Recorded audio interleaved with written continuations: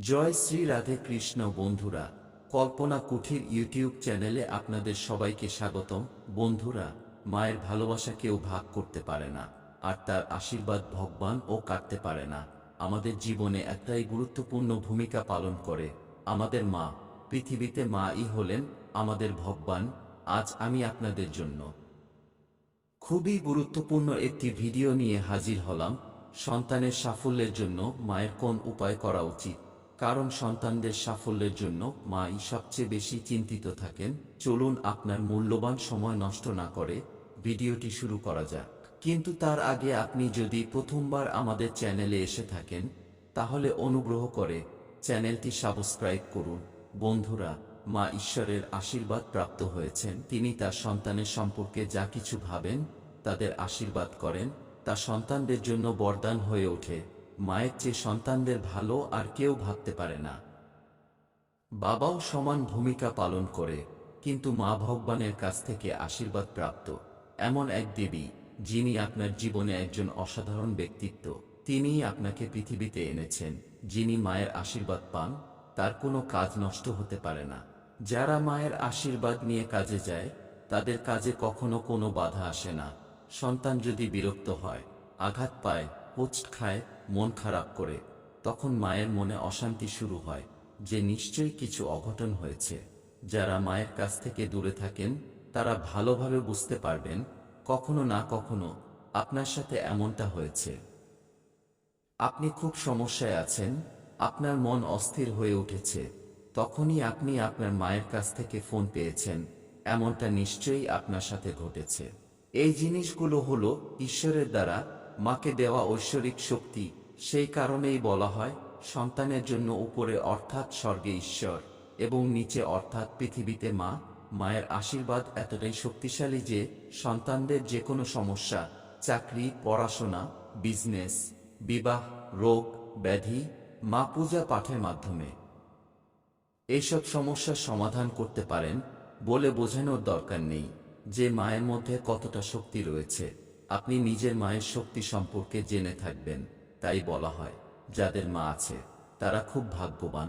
যদি কোনো কারণে আপনার মা না থাকে, তাহলে নিজেকে দুঃখী মনে করবেন না।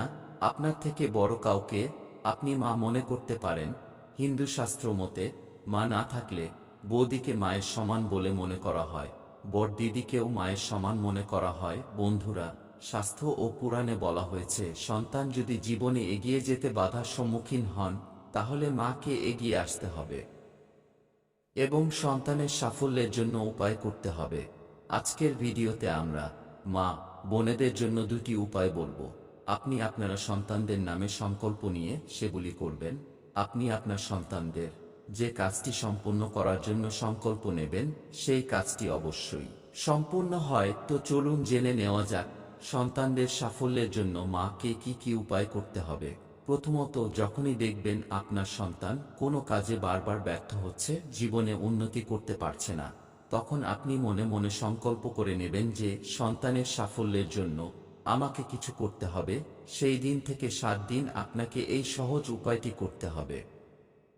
যে কোনো দিন থেকে শুরু করতে পারেন। আপনি আপনার সুবিধা মতন সময় বেছে নিতে পারে। এতে সময় বা দিনে তেমন গুরুত্ব নেই। আপনি কেবল মাথায় রাখবেন, আমি আমার সন্তানের সাফল্য চাই। আপনি আপনার সন্তানের সমস্যা অনুযায়ী সংকল্প নেবেন।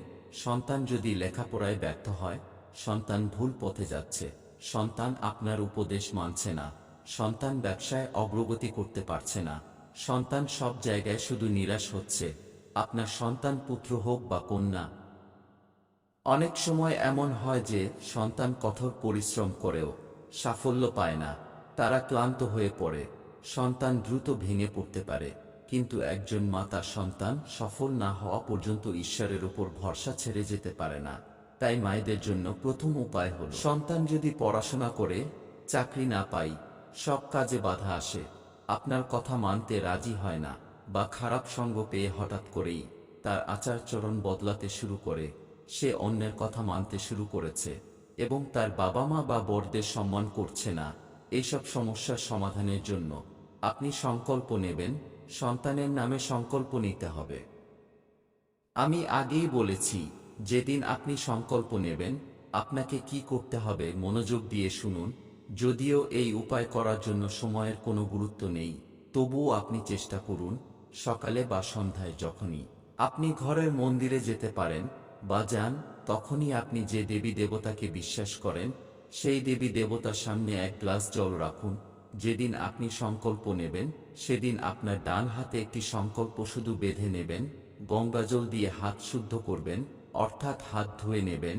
এরপর কিছুটা গঙ্গাজল ডান হাতে নেবেন, তাতে কয়েকটি চাল ও একটি লাল ফুল নিন। তারপরে আপনি আপনার হাত মুষ্টিবদ্ধ করুন এবং আপনার সন্তানের নামে সংকল্প নিন এবং আপনার মনোকামনার কথা ঈশ্বরকে বলুন। এরপর আপনাকে একটি মন্ত্র বলতে হবে। মন্ত্র মানে এখানে কোনো নির্দিষ্ট মন্ত্র নেই। আপনি যে দেবী দেবতাকে বিশ্বাস করেন সেই দেবী দেবতার মন্ত্র জপ করতে হবে। ধরুন আপনি মা লক্ষ্মীকে বিশ্বাস করেন, তাহলে মা লক্ষ্মীর মন্ত্র ওম ওম ওম মহালক্ষ্মী নমঃ জপ করতে হবে। সেই মন্ত্র আপনাকে 108 বার জপ করতে হবে। এমনও হতে পারে আপনি আপনার প্রিয় দেবী দেবতার মন্ত্র জানেন না, তাহলে হিন্দু ধর্মের সবচেয়ে শক্তিশালী মন্ত্রের মধ্যে অন্যতম হল গায়ত্রী মন্ত্র। এমন পরিস্থিতিতে আপনি গায়ত্রী মন্ত্র জপ করতে পারেন। তো এভাবেই আপনি 108 বার জপ করুন। 108 বার জপ করার ফলে ভগবানের সামনে রাখা জল অভিমন্ত্রিত হয় যাবে। এরপর আপনি ভগবানকে প্রসাদ নিবেদন করুন এবং আপনার সংকল্পের কথা ভগবানকে বলুন।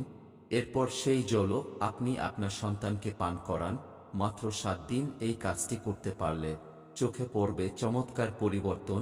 সন্তানের ব্যবসা ভালো চলতে শুরু করবে, সন্তানের চাকরির সুযোগ আসবে, সন্তান আপনার কথা শুনতে শুরু করবে, সন্তানের সব কাজ ভালোভাবে সম্পূর্ণ হতে শুরু করবে। এতে কোনো তন্ত্র নেই, জাদুবিদ্যা নেই। এটা মা এবং সন্তানের ভালোবাসা। ঈশ্বরের কাছে প্রার্থনা করলেন এবং শিশুকে প্রসাদ দিলেন, তাতেই আপনার সন্তানের সব সমস্যা সমাধান হবে। এখন দ্বিতীয় উপায়টি জেনে নেওয়া যাক।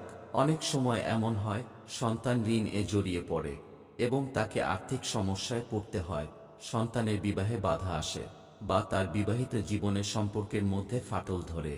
এরকম পরিস্থিতিতে আপনাকে যা করতে হবে তা হলো আপনাকে এমন একটি ফল নিতে হবে যেন 7 দিন পর্যন্ত খারাপ না হয়।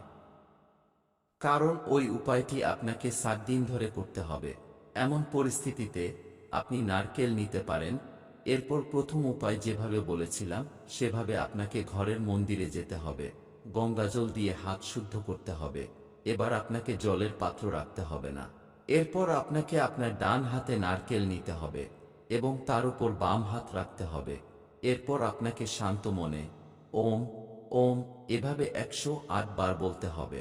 আপনি মনে মনে 108 বার গুনতে পারবেন না, তাই আপনি 7 মিনিট ধরে এভাবে করুন এবং নারিকেলটি ঠাকুরের সামনে দিন এবং প্রার্থনা করুন, হে ঈশ্বর, আপনি আমার সন্তানের জীবন থেকে সব সমস্যা অবিলম্বে দূর করুন।